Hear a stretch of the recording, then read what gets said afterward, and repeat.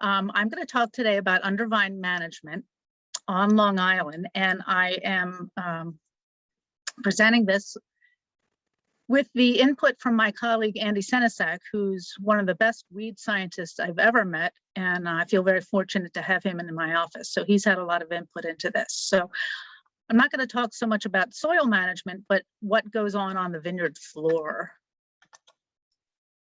So Amanda, how am I advancing this? Is it not going with the arrows? No. Oh, that's weird. Okay, I will. Try clicking. There we go. Okay. So we work for Cornell Cooperative Extension of Suffolk County. So we are also extension agents. And we're on the very east end of Long Island. So probably about as opposite as we can get from Ohio. We're sticking way out into the Atlantic. We have, there's a facility, a Cornell University facility called Long Island Horticultural Research and Extension Center. And so that's a multi-commodity, multi-discipline facility, both university and extension personnel. And you can see our farm is kind of L-shaped, and that's the vineyard there in the red circle. So I manage about 2 acres there. And I've been doing that for a long time, 26 years. So in this presentation, I'm going to talk, about what we see and what our thoughts are on Long Island. You're, obviously going to have to mull this over and translate it for your area. So I'm not here really to make recommendations for you, but just to kind of give you an idea of some of the things that we're thinking about. Long Island, just a little bit of background. Long Island's a vinifera-only industry, and we have very sandy, well-drained soils. The Long Island was formed when glaciers advanced across the Northeast, so very sandy soils. We do use a lot of drip irrigation, and it's probably more than 60%. I have drip in my vineyard, so a lot of drip irrigation. And because we have these sandy soils, and because we derive our drinking water from underground aquifers, we have to be very careful how we farm on Long Island, because leaching of pesticides and nitrates has been a long-term concern in agriculture on Long Island. So we're, probably one of the most environmentally sensitive regions in the country.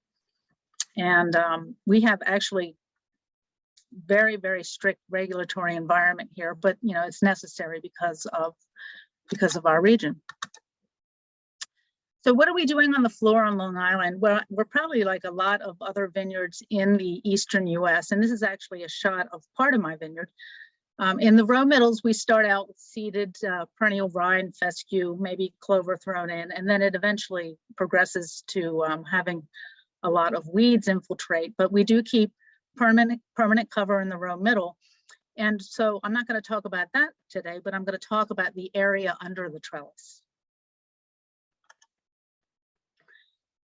So when we talk about that area, we have to remember way back to the days before pesticides were widely available. And prior to the 60s, growers used to cultivate under vines. That's how they control the weeds. But when pesticides became widely available and herbicides were adopted by many growers in the industry because they were very cheap and very efficient, and it saved a lot of money. So as New York diversified into wine grapes in the 70s, 80s, and beyond, herbicides still remained the standard. That's what we knew how to do, how to manage our vineyards in the industry. But I'd say in the last couple decades on Long Island, we really have been evaluating all of our practices because we're an environmentally sensitive region, and also because of the philosophy. A lot of the growers out here are very environmentally oriented. A lot of our clientele, we have a lot of people from New York City coming out, and they're very concerned about farming practices. And so, I think probably more than a lot of regions, we think a lot about what we do in the vineyard. And so a lot of growers are avoiding herbicides altogether, and the goals vary, their philosophies vary. It may be to help with vigor control. Our soils are really very highly erodible. So if there's any kind of a slope at all, they might want to take that into consideration. And there's a lot of focus on soil health, enhancing organic matter or natural organic matter can be as low as 1%. So enhancing organic matter and biodiversity and things like that's very important here.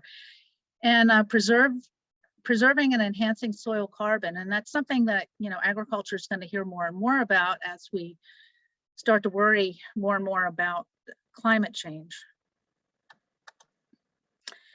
And this is a screenshot of something I just saw recently, chemical weeding banned in the vineyards of Pomerol. And there were some other regions in France that were doing this as well.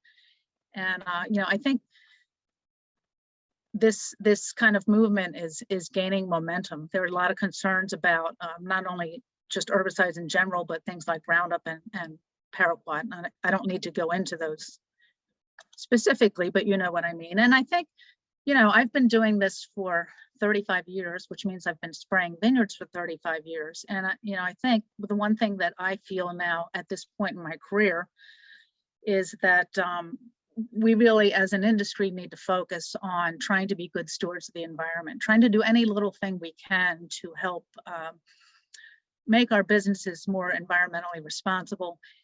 And, you know, it's important. And that's how I have designed my research program and why we have a sustainable, certified sustainable program on Long Island.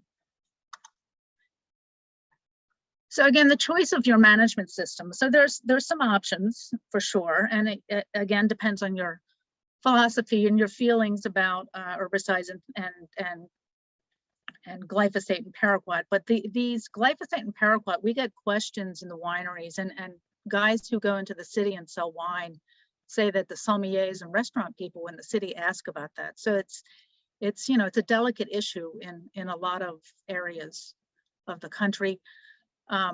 Your choice of management system may depend on, you know, what kind of a budget you have to do this, because some of the alternative undervine management systems can be a little more expensive, can take a little bit more time.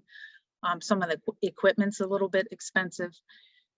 And you need to have a tractor driver who can pay attention, because you don't want to take out vines with some of this. But, you know, the bottom line for us is that I've seen, especially I'd say in the last 10 years, a huge uptick in interest in undervine alternatives. And I mean, alternatives to the traditional herbicide use. So today I'm going to talk about 4 main areas: organic herbicides, cultivation, perennial ground covers, undervine mowing, and I'll just mention a few other options at the end of this. So I have played around with organic herbicides in my vineyard. These are primarily burn back materials. They have very, very short periods of control, so that if you choose to use organic herbicides, you're going to have to reapply them frequently. Coverage is really important with these materials, so you have to use a lot of water, and they are expensive. There's no getting around that. And I think, you know, that in and of itself is kind of limiting their use, because, you know, costs are a factor for many growers. I find some of them to be particularly noxious smelling. When I've applied them, I have to wear a full face respirator. I can't stand the smell. So something to be aware of if you're going to have one of your crew put that out. So Dr. Senesac, our weed scientist, actually did an experiment in my vineyard with both Axe and Home Plate. So those are 2 organically approved herbicides. He looked at primarily Home Plate with different gallonages, so 50 and 100 gallons per acre, a lot of water.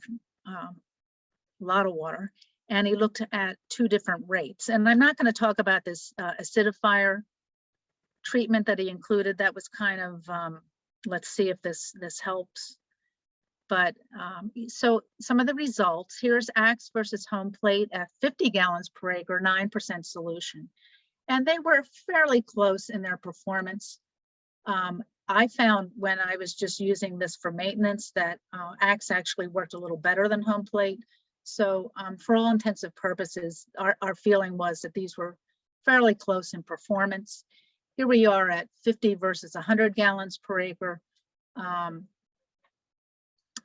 And the crabgrass control was very similar regardless of the gallonage. That's good news. You can use a lower gallonage per acre and still have good control.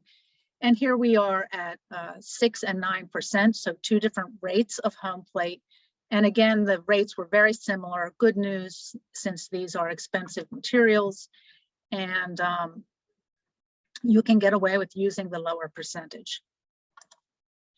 Again, just some photos from my maintenance applications. Here we have a Home Plate on the right. That's 1 day after treatment, and that was done in May, and it looked pretty good. The weeds were all small.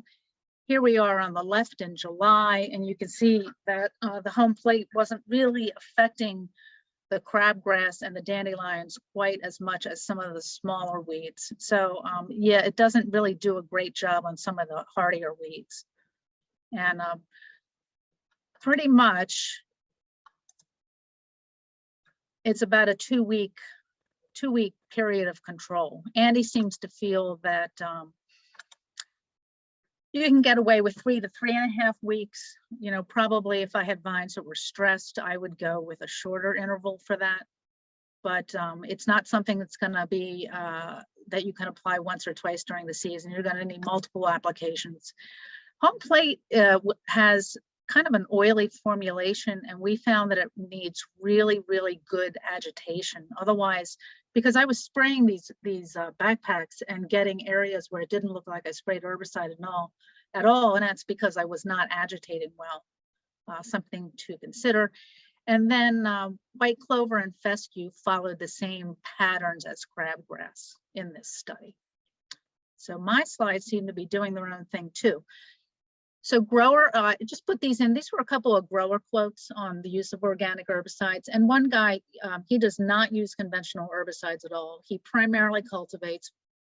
And he feels that when he is getting behind on cultivation, he can buy a little time with the organic herbicides, and that they might be useful in plantings where other techniques such as cultivation or undervine mowing are difficult. And that would be the case particularly with young vines, just due to the risk of damage.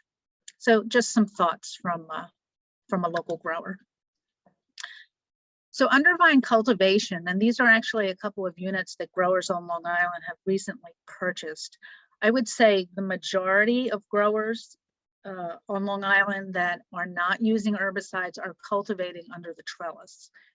And like every technique, every strategy that you may choose, these units have advantages and disadvantages. So the advantages, of course, are that you can reduce or eliminate herbicides.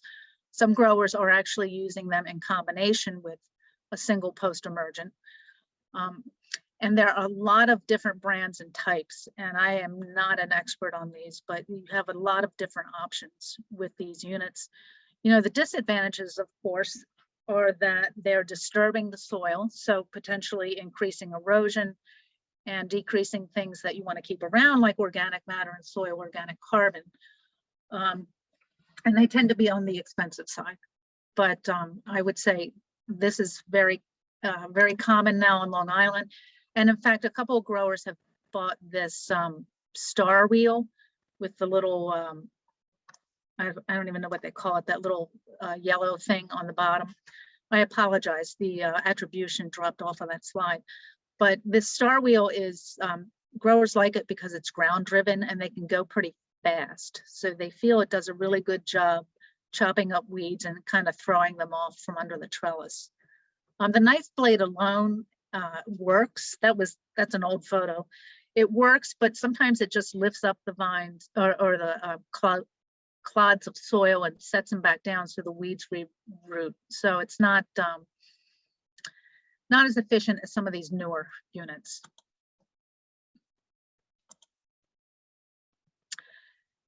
So that's a little bit on cultivation. What about green covers under vines. And one of the reasons that we were really interested in this on Long Island is that there's been studies all over the world, in New York and in Europe, that show that green covers under vines reduce leaching of nitrates and pesticides. And so, of course, that's a really important thing for us.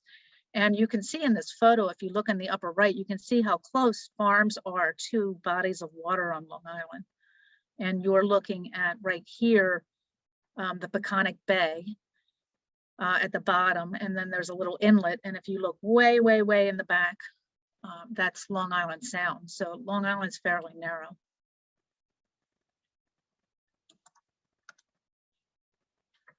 So cover crops are part of this, one of viticulture's latest trends called regenerative agriculture. And I do not pretend to know a lot about this, but I do know that there's a huge emphasis on soil health and a huge emphasis on the use of cover crops. And, you know, I think with all these philosophies, you kind of have to find your own path and make your own choices. But I think that there's probably some things that all of us can learn when we hear about this kind of farming technique. So this is more popular on the West Coast. We're hoping to, Kane Hickey and I, Kane is the viticulturist in Penn State, hoping to put together a webinar on this sometime next spring, because I think it is worth hearing about. But cover crops are very important in this system. So we did quite a lot of work, Andy and I, with seeded covers under vines.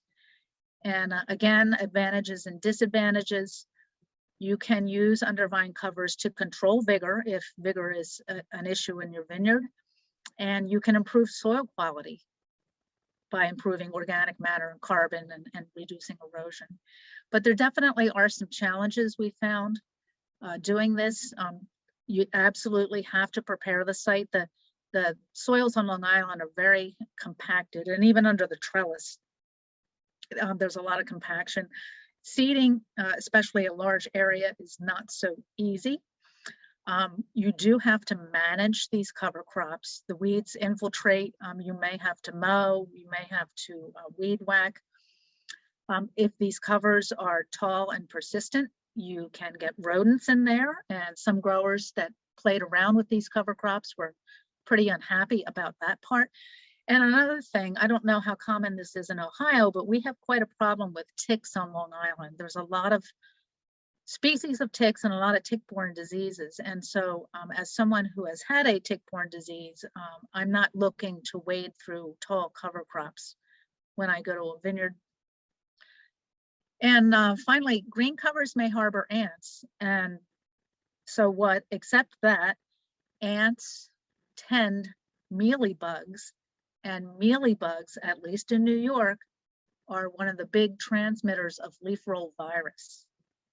And so we've always contemplated whether discouraging ants or controlling ants would actually help to control mealybugs, because leaf roll is quite a problem on Long Island and elsewhere in New York. But I'm going to talk primarily about perennial covers. There's a lot of people who have done really good work, and some with annual covers, notably Justine Van Hoovel. So you can, I'm sure you can find a lot of different information from those folks. So in our trials, when we prepared the site, we either hand hoed or we cultivated with the tractor and then hand hoed out the big clumps, because there were a lot of clumps of grass and big weeds we had to get out. So important to prepare the area. And then we seeded by hand or with a lawn seeder, which, you know, again, if you're trying to do a large area, that's not really that practical. And my colleague, my Finger Lakes colleague, Hans Walter Peterson, actually rigged up a tractor mounted unit that kind of threw the seed off to the side. So here he is demonstrating that. But after you seed, it's pretty important to improve that soil seed contact. And so we actually scratched in with hose. One grower who seeded a large area actually put a little roller behind his tractor and kind of got as close as he could to the trunks and rolled the area under the trellis to improve that seed soil contact.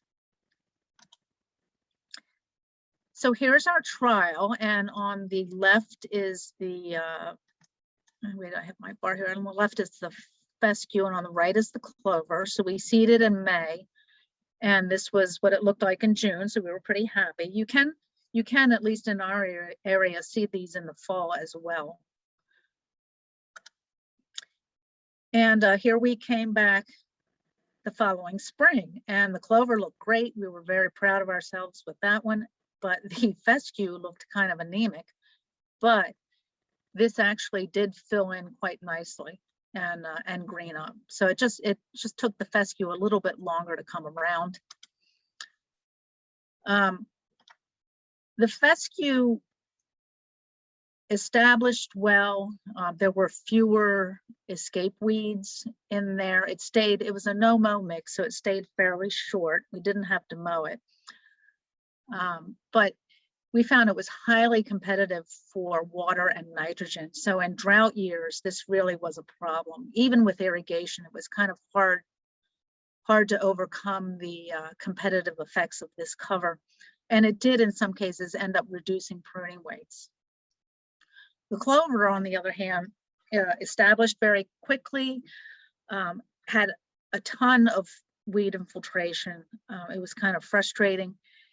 And we noticed that when we got into dry spells in the summer, that it died back. And we actually were monitoring nitrate leaching through the soil. We had these tubes called lysimeters where we could take water samples down 3 or 4 feet. And we detected when the clover died back, we actually detected a nitrogen release.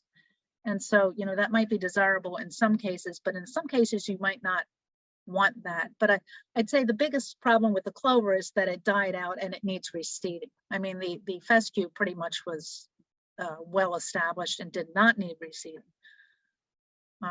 I probably, at the end of the day, these cover crops have lost favor on Long Island, and I think that's primarily because, well, for 2 reasons. One is that they still require some management, and 2 is that in dry years, they're just way too competitive.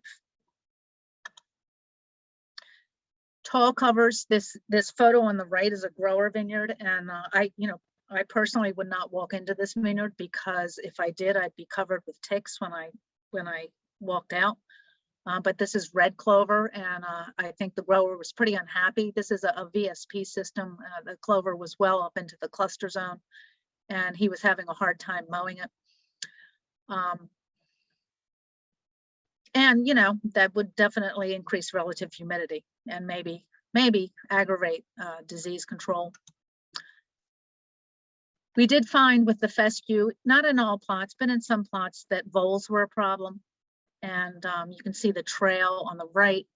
On the left is actually a picture from my vineyard, a vine that was under snow for about 3 weeks. So this is vole damage, but not from an undervine cover crop, but it was under snow. I just wanted to show you what the vole damage looked like.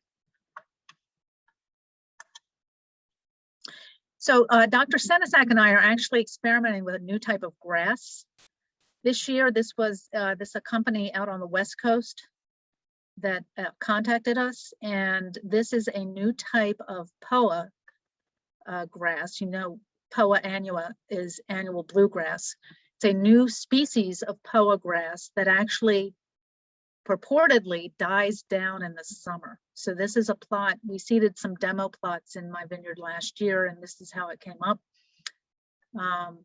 And so we're hoping that that can strike kind of a happy medium between keeping most weeds at bay and maybe not providing too much competition during the growing season. To be continued. So undervine mowing, this is how I primarily control the undervine or deal with the undervine area in my vineyard. And that picture on the left is my tractor and my brand new mower taken in 2008. And it's so funny because I see that picture all over the internet now. And there I am mowing on the right. I like it for the most part. It does have some challenges. Here's a unit that growers in the industry were using for a few years. So there were probably 4 or 5 of these on Long Island. Fisher is actually an Italian company, and you know, it worked. But I think, you know, these machines get pretty beat up, especially in vineyards where the spacing, I mean, we have vines that are 3 feet apart in the row, and so they were getting pretty beat up, and growers were having trouble getting parts. These sensor arms that you see on the lower part edge of the slide, those tended to break a lot. So I don't think a lot of people are mowing anymore. So again, mowings, you know, fits in with the whole idea of reducing erosion, preserving soil organic matter. There is a problem with the weeds around the trunks of the vine, which, you know, for the most part is not an issue unless they start growing up into the vine. But you do have to drive very slowly. You can't mow weeds that are really tall and lignified, because they'll just kind of lay over the weeds. They won't chop them efficiently. And at least in our experience, you can't use this system for young vines. It's just too competitive. So in my situation, I have a riverhead sandy loam soil, so very sandy soil. I wouldn't use it on vines less than, say, 5 or 6 years old at all. It's just too competitive. And what I do with those is I use either we hand weed those, or I use organic herbicide. And you know, vine trunk damage is an issue with these mowers. And here's some of my handiwork. You can see that you know, even though I try and be careful, anything that's sticking out can get dinked with these mowers. And so in particular, if your vineyard is not laser planted, most of the vineyards on Long Island now, or the new vineyards going in, are laser planted, so it's not as much of a problem. But it's important to have straight trunks, otherwise you are gonna dink up the trunks. I just threw this in because sometimes I see wineries, or especially the blocks around tasting rooms, being weed whacked or being hand hoed. Not the most efficient use of your crew, and a good way to really tire them out.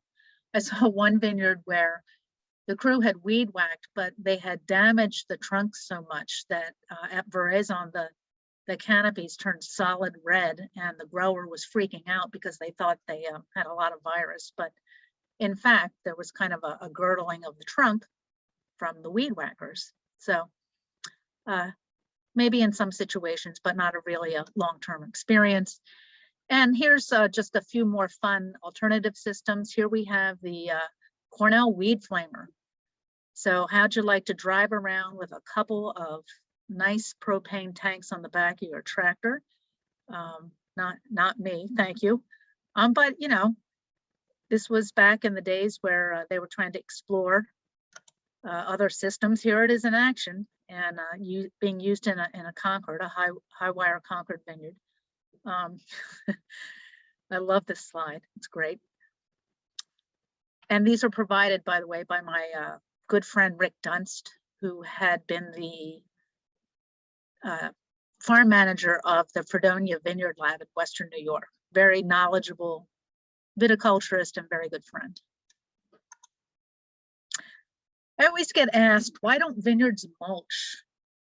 Vineyards need to mulch. It'd be perfect for your sandy soils on Long Island.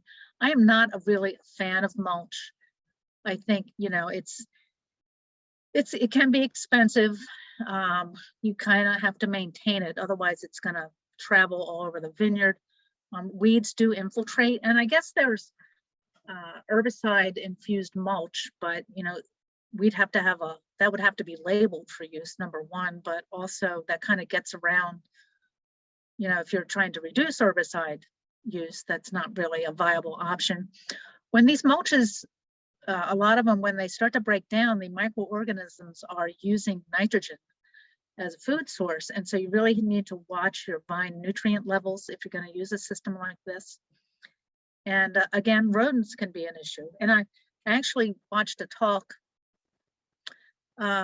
some mid-Atlantic grower that was using mulch, and rodents were so bad that This guy had to send his crew through the vineyard and have them clear away the mulch from around all the vine trunks because the rodents were getting to be so problematic. You know, in a dry season, this might be a really good option. And so in 2020, we had a very dry season. In 2021, it was really wet. So I would hate to have mulch like this on my vines in a wet season. Textiles, another photo from Rick Dunst. You know, expensive, I don't know, maintenance. We'd have to have drip tape under that if this were on Long Island.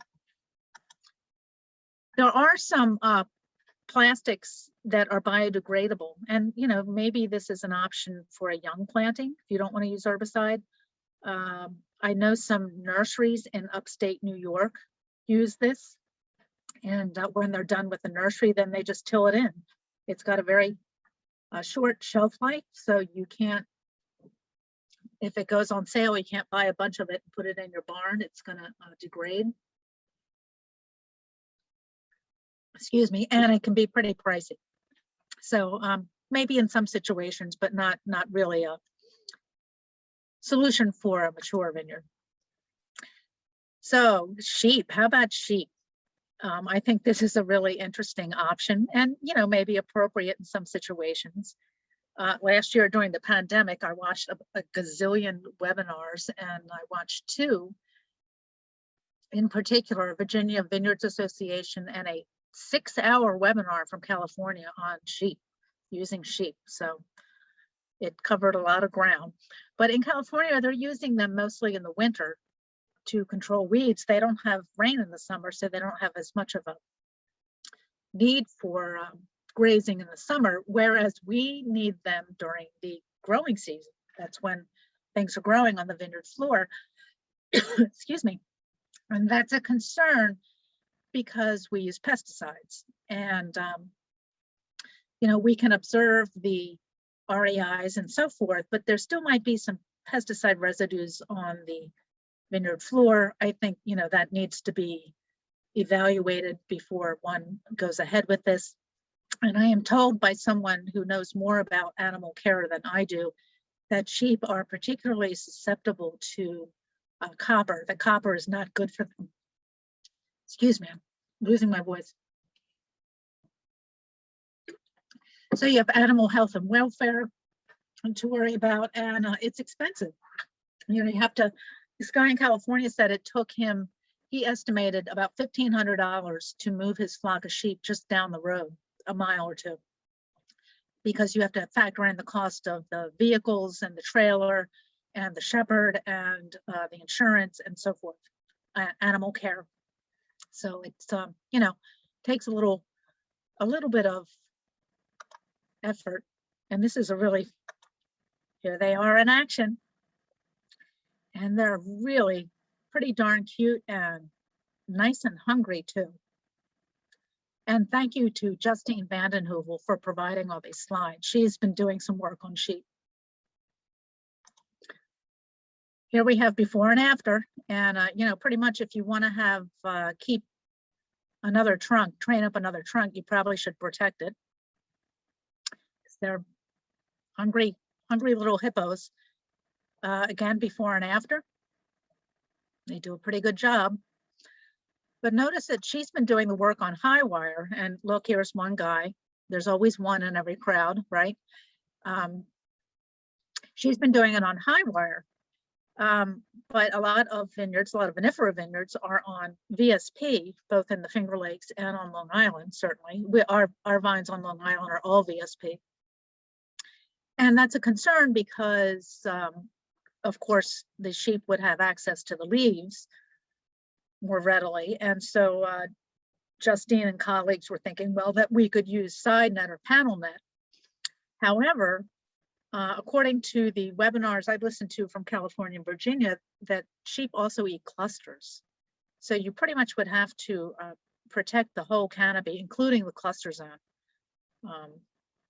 if you were going to use this in a VSP vineyard. And I guess there are shorter sheep, baby doll sheep. I'm not an expert in this, but you know, a lot of factors to consider. There are all kinds of other options being examined. Lynn Sosnowski, who is a weed scientist at Cornell University, is on a project with some folks on the West Coast. They're looking at electric weeders.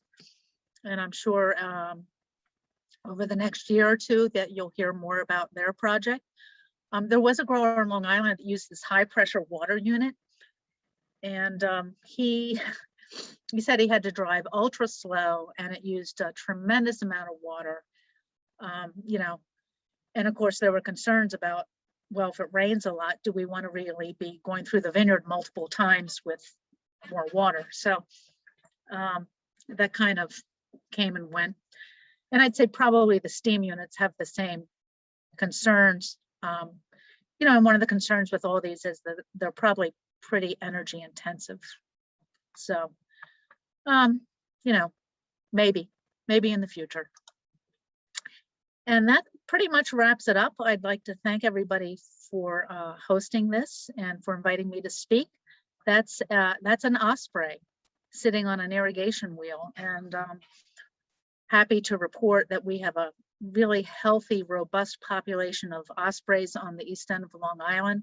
We were one of the areas way back when it was when DDT affected all these kinds of birds negatively. We were one of those areas that was impacted. So thankfully now we have quite a lot of these birds. So with that, I will say questions.